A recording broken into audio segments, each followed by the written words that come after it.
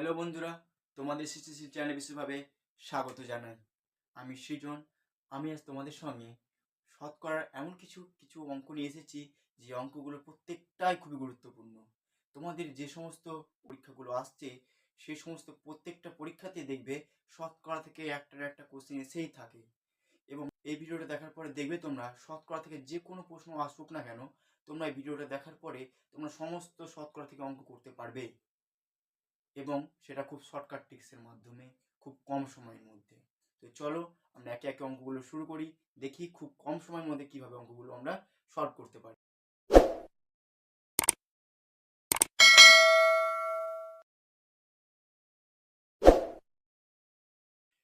প্রথম কোশ্চেন হচ্ছে পারিশ্রমিক 25% বৃদ্ধি পাওয়ায় এক ব্যক্তির বর্তমান পারিশ্রমিক 20 টাকা।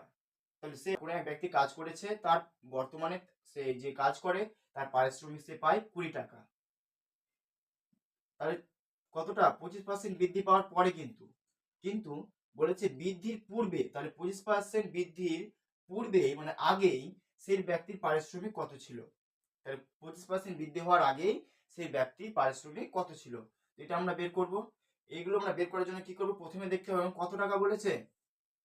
এখানে আমাদের বলেছে 20 টাকা, তাহলে 20 টাকা আমাদের উপর লিখতে হবে, মানে লবের জায়গায়। এবং হরের জায়গায় কত লিখবো? আমরা বলেছে এখানে 25%। আমরা জানি যে 100 টাকায় 25% মানে কত? 100 টাকায় 25% মানে হচ্ছে 25 টাকা বেড়ে যাবে, হয়ে যাচ্ছে 125।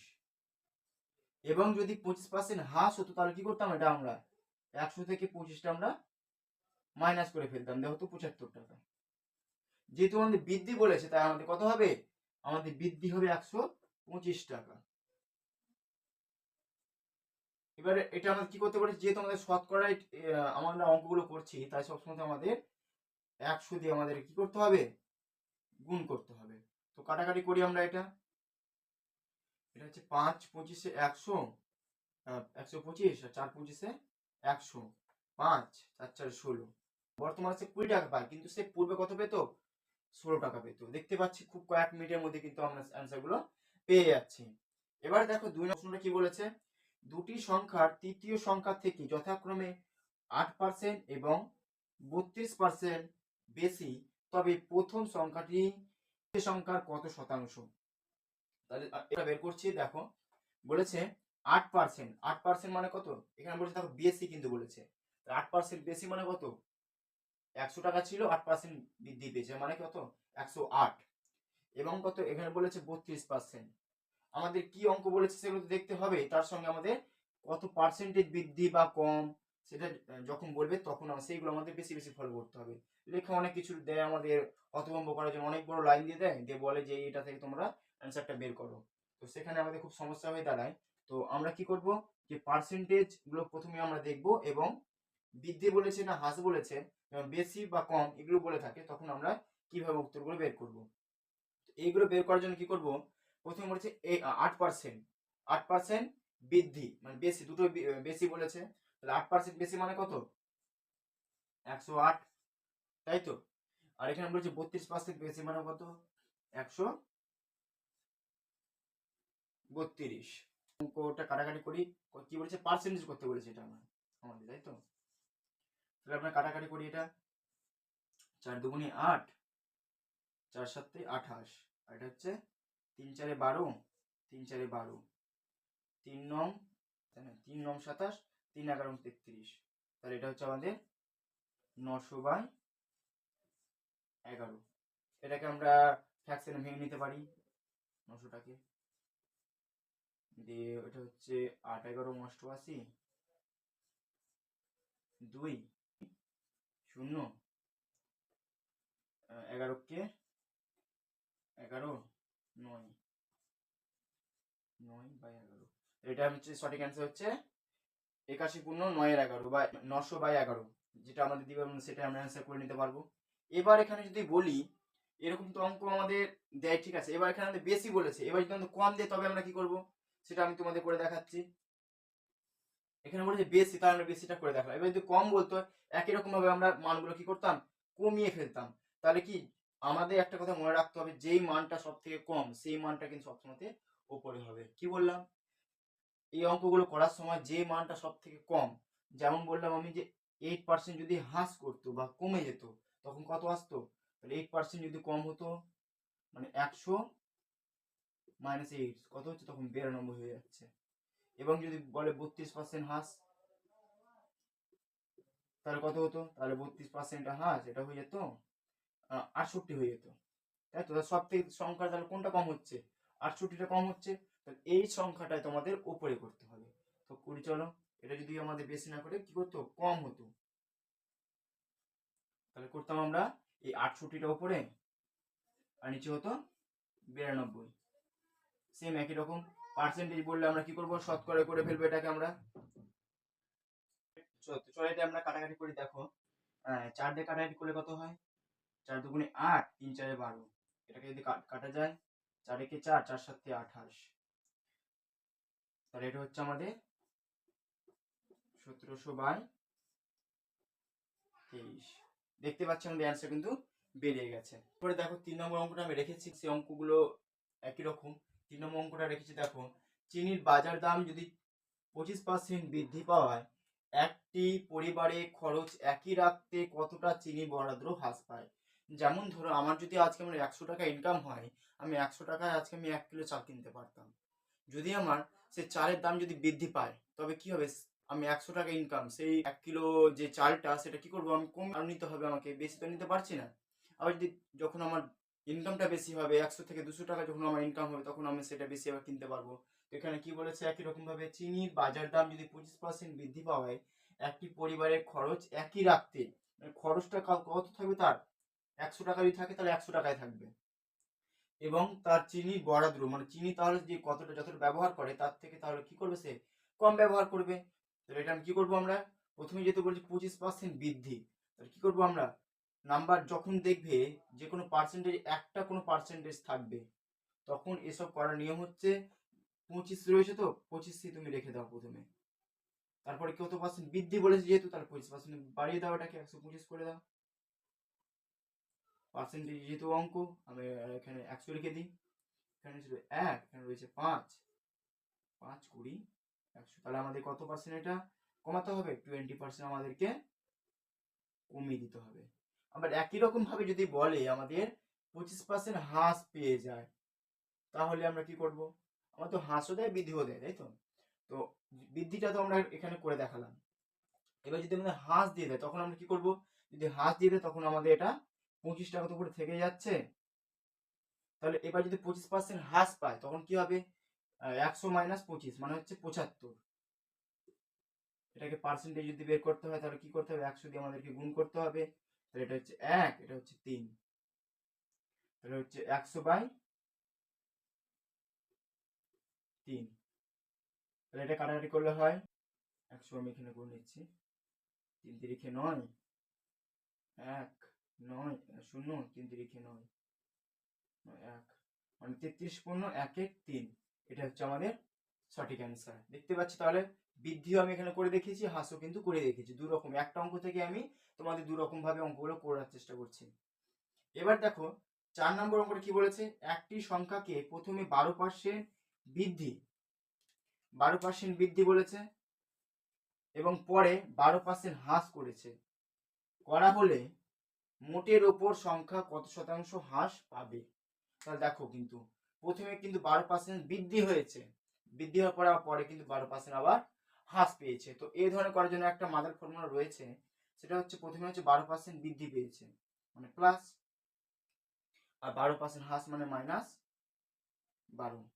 প্লাসে মাইনাস কি হয়, মাইনাস হয়, মাইনাস। এবার কি করবো আমরা, এই যে পার্সেন্টেজ দুটো দুটো দিয়েছে সেই দুটো গুণ কি করবো আমরা, পার্সেন্টেজ দুটোকে আমরা গুণ করে ফেলবো, মানে 12 গুণিত 12 মানে কত হচ্ছে 144, আর নিচে রয়েছে আমাদের পার্সেন্টেজ যেহেতু অঙ্ক 100, ঠিক আছে। তাহলে এই প্লাস মাইনাস কেটে গেল, এখানে কিন্তু মাইনাস কিন্তু রয়েছে, ঠিক আছে, প্লাসে মাইনাসে মাইনাস, তাহলে এটা এটা কত হচ্ছে, এটা যদি আমরা 100 কাটাকাটি করি তাহলে 1.44, এটা কি হবে, মাইনাস যেহেতু রয়েছে তাহলে এটা আমাদের হ্রাস পাবে, ঠিক আছে।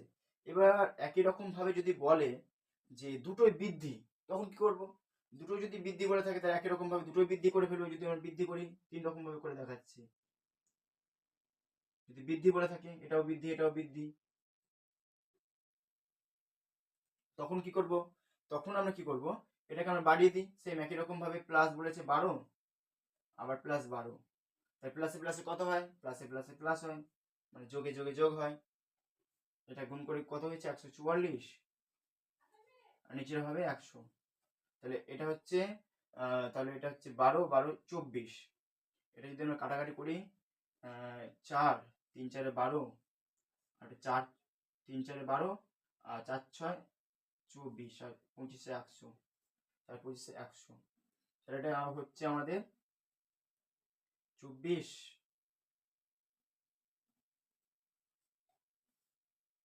24, আচ্ছা যোগ বলেছে না, যোগ 36/25। তাহলে কি করবো, আমরা এটাকে এটাতে গুণ করব এবং এটাকে যোগ করে ফেলবো। তো যোগ করে ফেলেছি, এটাকে আমরা কি বলছে, তাহলে এটা হচ্ছে 250 250 250 250 আর 100, 350 আর 36, 386/25। এইভাবে আমাদের অ্যান্সারগুলো আসবে। তোমার যেটা সঠিক মনে হবে তোমরা সেই নিয়মে করতে পারো। অনেক সময় এখানে বৃদ্ধি বৃদ্ধি বলেছে, অনেক সময় হাঁস হাঁসও বলে, তখন তোমার কি করতে হবে, এগুলোকে তোমাদেরকে মাইনাস মাইনাস করে দিতে হবে, তখন মাইনাসে মাইনাসে প্লাস, এইভাবে তখন তোমরা কিন্তু অঙ্কগুলো করবে একে একে। এরপরে দেখো 5 নম্বর অঙ্কটা দিয়েছি যে পরীক্ষায় একজন ছাত্র 39% নম্বর পেয়ে 58 নম্বরের জন্য ফেল করে এবং অপর একজন ছাত্র 55 নম্বর অপেক্ষা, মানে 55 নম্বর পেয়েছে তবু সে 22 নম্বরের বেশি পায়, মানে সে 55 নম্বর বেশি 55 নম্বর পার্সেন্ট সে পেয়েছে এবং সে 22 নম্বরটা সে বেশি পেয়েছে, তবে পাস করার পরে সে 22 নম্বরটা বেশি পেয়েছে, তবে পরীক্ষায় মোট কত নম্বর ছিল, পরীক্ষা সে কত মার্কের মধ্যে। এই ধরনের অঙ্ক করার সময় খুব সহজে কয়েক মিনিটের মধ্যে করতে হয়। কি দেখো বলেছে, এটাকে বলেছে সব থেকে বড় সংখ্যা রয়েছে 55%, তাহলে এটা লিখে দিই 55%, এটা রয়েছে 39%। এবার কি তারপর নাম্বার গুলো আমরা লিখে ফেলবো, এখানে বলেছে 58 আর এখানে বলেছে 22। এখানে কি করবো, আমরা এইগুলোকে আমরা যোগ করবো আর এইগুলোকে আমরা বিয়োগ করবো, তাহলে আমাদের দেখো অ্যান্সার গুলো কিন্তু বেরিয়ে আসবে। এটা আসবে 6, এটা আসবে 1 16, আর এখানে হবে আমাদের 0 7 8 80। এবার এটাকে কি করতে হবে, আমাদেরকে ভাগ করতে হবে, মানে 5 16 80। তাহলে আমাদের কত বের করতে বলেছে, শতকরা বের করতে বলেছে, তাহলে আমাদেরকে এটা 100 দিয়ে গুণ করলে আমাদের অ্যান্সার বেরিয়ে যাবে। তাহলে আমাদের 500-র মধ্যে পরীক্ষা হয়েছিল। দেখতে পাচ্ছি খুব সহজে কিন্তু আমরা অ্যান্সারগুলো বের করতে পারছি কিন্তু। এবার দেখো 6 নম্বর অঙ্কটা কি বলেছে, একটি শ্রেণীতে শতকরা 42 জন ইংরেজি, শতকরা 36 জন অঙ্ক এবং শতকরা 15 জন উভয় বিষয়ে, তবে শতকরা কতজন ইংরেজি ও অঙ্ক পড়ে না। এই ধরনের অঙ্ক বের করার জন্য আমাদের কি করতে হবে, দেখো প্রথমে বলেছে কটা সাবজেক্ট বলেছে সেগুলোকে আমাদের ধরে নিতে হবে। বলেছে 42 জন ইংরেজি, 36 জন অঙ্ক এবং উভয় বিষয়ে বলেছে কিন্তু 15 জন। কি করব, আমরা যেই দুটো বিষয় আমাদের বলেছে সেই দুটোকে আমরা যোগ করে ফেলবো, মানে হচ্ছে 42 যোগ কত 36, এটাকে আমরা যোগ করে ফেলি 8 78।